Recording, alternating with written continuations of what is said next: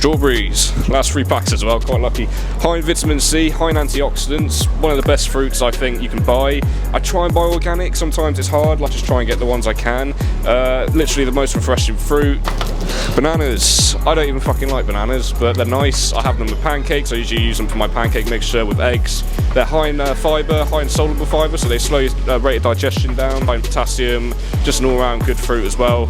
And yeah, I don't like these usually, but with pancakes they taste lovely. Potatoes, in my opinion, the tastiest vegetable. Wheat is my carb source, my main carb source. It's high in fibre, so it's very good. You can do a lot with these. You can make hash browns, roast potato, quite a variety. And yeah, I eat these pretty much every day as well, and they're good. I tend to buy 2 packs of these. It lasts me about a few days, and then I'll usually come in and get another pack just in case the dates are a bit wrong. And with the fruit and stuff as well, I tend to be very careful because it does go off quite quick. So I usually come in and do a half shop usually, and I tend to get more up to date like produce, so it doesn't go out of date or doesn't mold, mate. Basically. Now, naked smoothie drinks. People think these are a healthy alternative to fruit. I disagree. I think having the whole food version is the best version you can have. Lacks fibre is essentially basically just added sugar, and it's very unhealthy and ultra processed compared to the actual whole food version. I'd rather have the whole food version, which has the fibre and it's not stripped of any nutrients. I'd rather have the whole food version than this. Cheese, great natural source of fat, also surprisingly high in protein. If you ask any fat American as well, you can add cheese with anything, and that is true. Cheese can go with anything. Protein shakes, protein yogurts, you see it on everything. High protein, 25 grams of protein, it's everywhere. You see it on this display here, it's everywhere. It's such a big con because as well as these do contain protein, they contain a lot more additives with it as well, and it's not a healthy, sufficient way of getting all your protein in. You get most of your protein sources from meat, eggs, even cheese, nuts, good dairy sources, yogurts. There's so many other better protein sources out there which are whole foods and will actually fill you up, satisfy your hunger and your satiety, and leave you feeling full and energized, and actually will replenish your body in the right way. I'm not saying these are a bad thing. 1 or 2 of these a week or something is not going to harm you in the slightest, but if you're making these your main priority of protein, it's not a good source of protein. Butter, another natural source of fat. This one is highly controversial. It is because it's saturated fat. People believe it's the worst thing for you. This isn't true. This is essential for the brain. Our brain is 60% fats, and we need this stuff. Even the unsaturated fats we need as well, but this stuff is incredible, and you can do a lot with it. It's the best cooking fat I'd say you can use. Avoid seed oils, use butter because it's the top one and it's the healthiest. People believe butter is the enemy. It's a dangerous fat because it's saturated. Most people believe butter causes heart disease or is linked to that's holding that in. Most people believe butter is the enemy due to its high saturated fat, and these make your cholesterol look good. LDL cholesterol look good on paper, makes the doctors happy, but at the end of the day this is not a healthy substitute for butter. Originally engineered as an engine lubricant for ships in the 1940s, then someone engineered it into a food. This is not an edible substance and not a good substitute for butter, ghee or coconut oil. I wouldn't recommend this.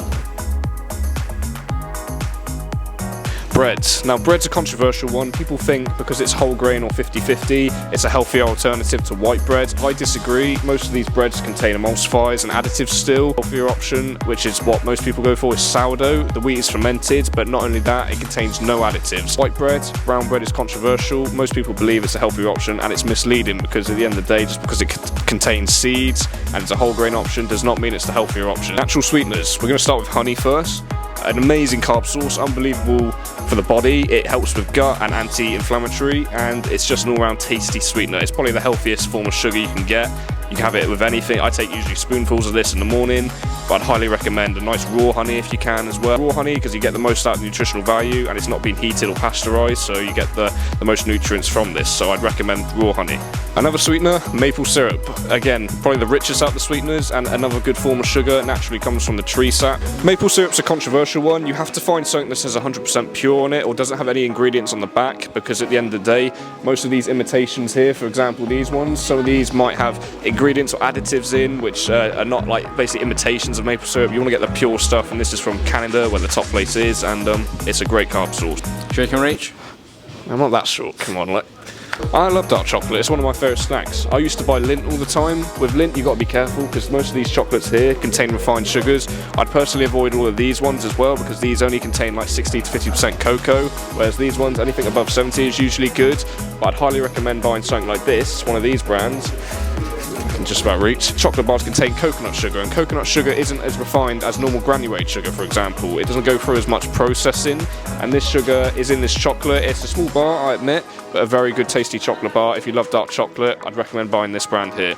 Another healthy alternative I'd use is alcohol. Alcohol is, I can't even joke about this, I'm sorry, it's not. I don't know why you'd feed your kids this, just because it's got a happy monkey on, everyone thinks it's like the king of the world. This breakfast has no fibre in it. It says it's a source of fibre, but the fibre's been stripped and it has no moisture in it because it's a UPF food. It contains additives, chemicals. Nowadays, most cereal boxes you look at has characters on just for kids to make it look like it's healthy, and it's portrayed as healthy for us. This food has no fibre, it has additives and chemicals in it, artificial flavourings, and doesn't contain anything really beneficial for your kids at all, and it's misleading. You shouldn't be feeding your kids this, especially for a breakfast in the morning that wants to set them up for the day. You shouldn't be feeding your kids this. This is not good food. You'd rather fill them up with something that actually gives them energy and not makes them feel depleted and hungrier. Listen guys, you can probably tell on my trolley, that I put stuff in, it's all mainly whole foods I put in my trolley. The reason is I try and reduce my amount of ultra processed food in my diet. I'm not saying you have to eliminate it completely, but for me, I reduce as much as I can. I'd recommend doing a 90 sort of 10 or 80-20 split if you really want to keep ultra processed food in your diet. But 60 to 70% of the calories we eat daily comes from ultra processed food like this. And personally, this is what I believe leads to all the health issues in the world. Now I agree this food tastes lovely. I can't deny this food has been engineered to taste lovely. And personally for me, I can't lie, having a nice lolly or something every now and then won't do a harm for you in the slightest. But having this every day, we're feeding our kids this every day, this is when it becomes a problem. And I personally think making your diet more whole food based and actually getting the nutrients you need from proper food is the way to go. And that's why most of my trolley, the stuff in my trolley, is full of whole foods. And I believe that's the way we can live optimally and healthily and enjoy foods like this every now and then.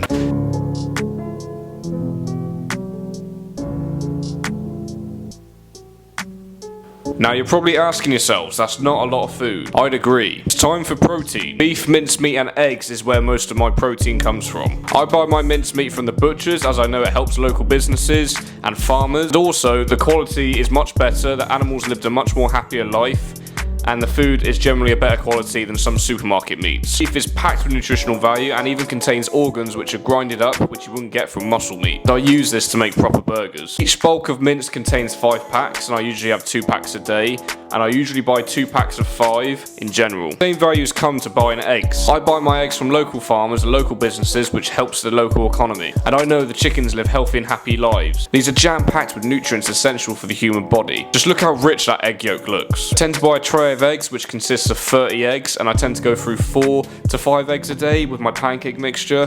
That is what I need to keep me going. All in all, that is what I eat as a healthy bodybuilder. I value my health and well-being so much with these foods. Keep it simple and keep it easy. Thank you guys for watching my latest video, and I will see you guys very soon.